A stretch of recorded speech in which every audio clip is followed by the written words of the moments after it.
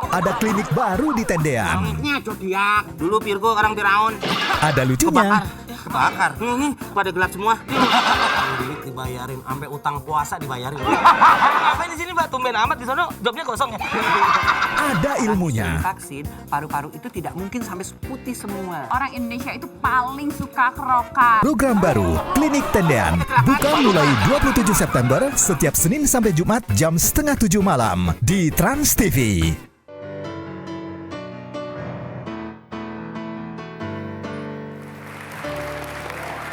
Masih bersama Suryo Nugroho, ini adalah atlet bulu tangkis peraih medali perunggu di ajang Paralimpik Tokyo 2020 gitu ya. Nah, kita mau nanya-nanya nih, karena dia cerita tadinya hampir nggak kekirim gitu ya di Paralimpik Tokyo 2020. Padahal itu sudah menjadi cita-citanya untuk bisa ikut di ajang itu.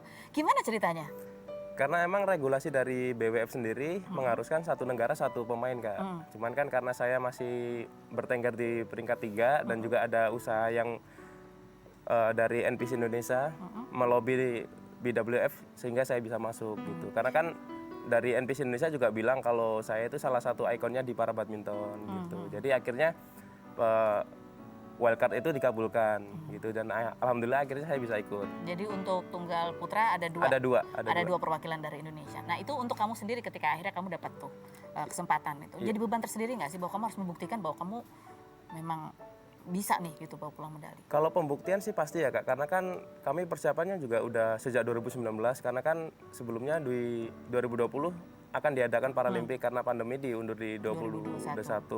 Jadi ya benar-benar emang saya pulang harus bawa medali gitu. Karena kan pembuktian selama latihan itu istilahnya terbayar tuntas gitu loh, Kak, dengan medali. Target kamu apa padahal? Kalau target sih sebenarnya pengennya masuk di final. Dari ketua umum juga menargetkan kami tampil di final sesama Indonesia gitu. Cuman karena di semifinal ketemu dengan Indonesia lagi ya udah. Saya pikir juga yang penting ada Indonesia di podium tertinggi udah gitu. Biasa. Ini kita cari-cari videonya waktu di mana? Ini waktu di Paralimpik kemarin, tapi kita belum nemu videonya. Tapi kita pengen lihat gimana sih kalau kamu bertanding ya. Kita tampilkan cuplikan pertandingannya Suryo di ajang ASEAN Para Games berikut ini.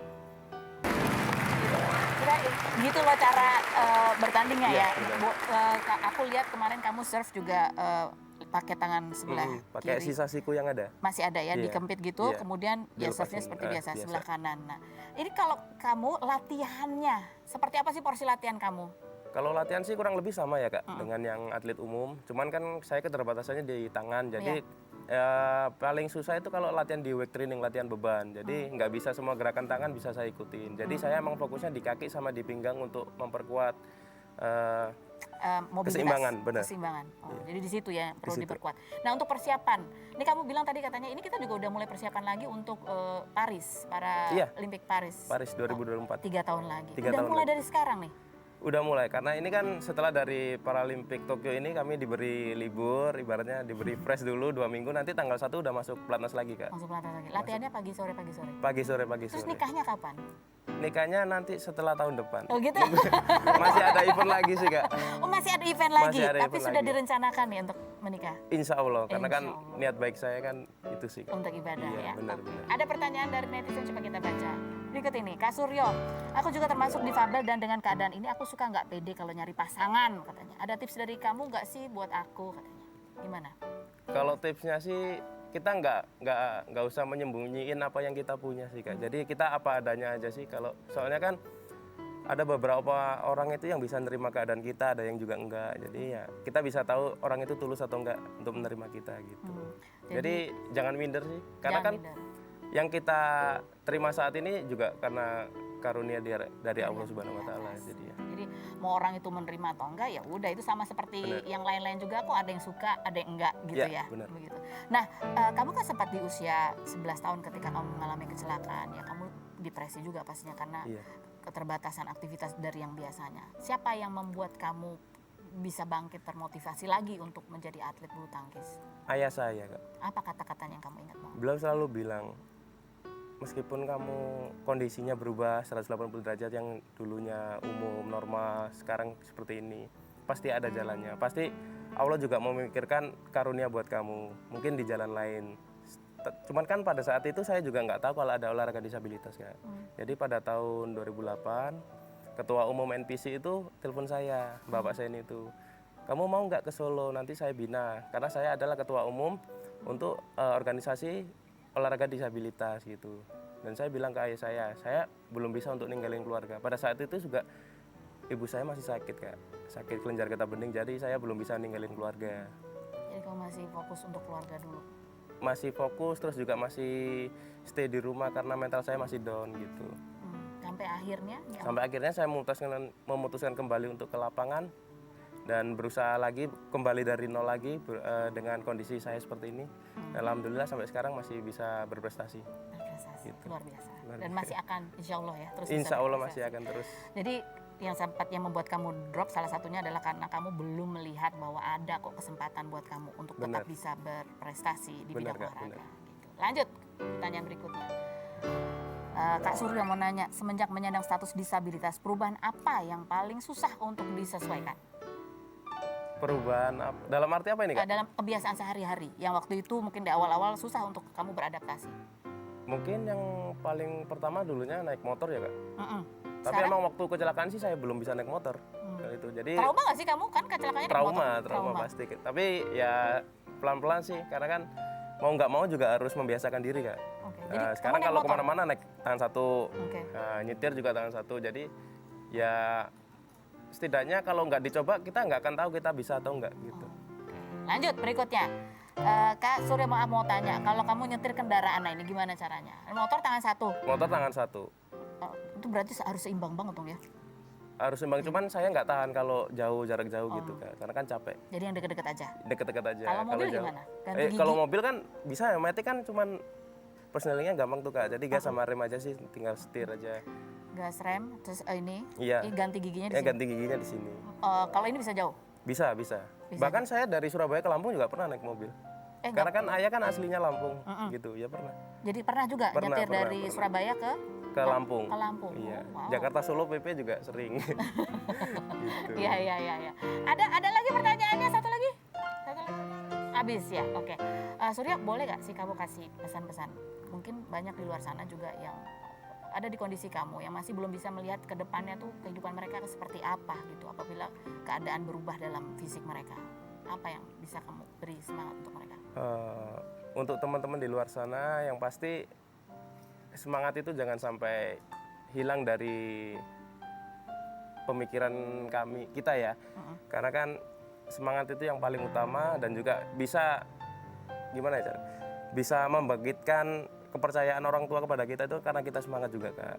Jadi ya setiap kerja keras itu pasti akan dihargai oleh orang lain. Jadi gitu. Apalagi sama negara. Apalagi kita dengan olahraga bisa membanggakan negara itu kan sesuatu yang luar biasa. Itu yang saya pegang teguh sampai sekarang. Hadiah apa yang buat kamu wow luar biasa sekali pada saat kamu meraih medali perunggu ini? Yang pasti bonus dari pemerintah sih Kak. Bonus dari Gitu pemerintah. sih. Akan kamu gunakan untuk apa? Oh, saya tabungan untuk masa depan. Untuk masa depan. Teman juga. Beli rumah. Beli rumah, mempersiapkan ya Masa depan. nikah ke depannya gitu. Surya, terima kasih banyak sudah hadir berbagi cerita, berbagi inspirasi buat kita semua bahwa semua orang bisa berprestasi asal punya semangat, punya kemauan dan ya harus terus bekerja keras ya, diusahakan. Ada bintang tamu lagi yang berikut ini yang juga sama, punya semangat, sudah lama menikah belum dikaruniai buah hati tapi mereka terus berikhtiar, bersabar dan akhirnya kemarin baru selamatan usia 7 bulan kandungan. Seperti apa kisahnya? Kita lihat profilnya Nata dan Wardah berikut ini. Nata Reza, personil grup Ada Musik berusia 31 tahun yang menikah dengan Wardah Maulina, fashion designer berusia 26 tahun pada Februari 2017 ini, 17 September kemarin, mengadakan syukuran 7 bulan kehamilan sang istri yang dihadiri Dinda Haum, Rein Bayang, Alvin Faiz, Heni Rahman, Amara Zikra, Nazira Syafa, dan Anissa Rahma. Pasangan yang sudah menanti buah hati selama 4 tahun dan pernah diisukan akan poligami ini awal Januari 2021 menjalani program bayi tabung dan rencananya Wardah akan melahirkan anak perempuan secara sesar pada November mendatang. Apa saja persiapan Nata Reza dan Wardah Maulina menjelang kelahiran anaknya? Dan bagaimana tanggapan Nata soal pesan singkat perselingkuhan yang diduga Alvin Faiz dengan istri orang saat masih menikah dengan Larissa Chow? Saksikan kisah selengkapnya hanya di Rumpi No Secret.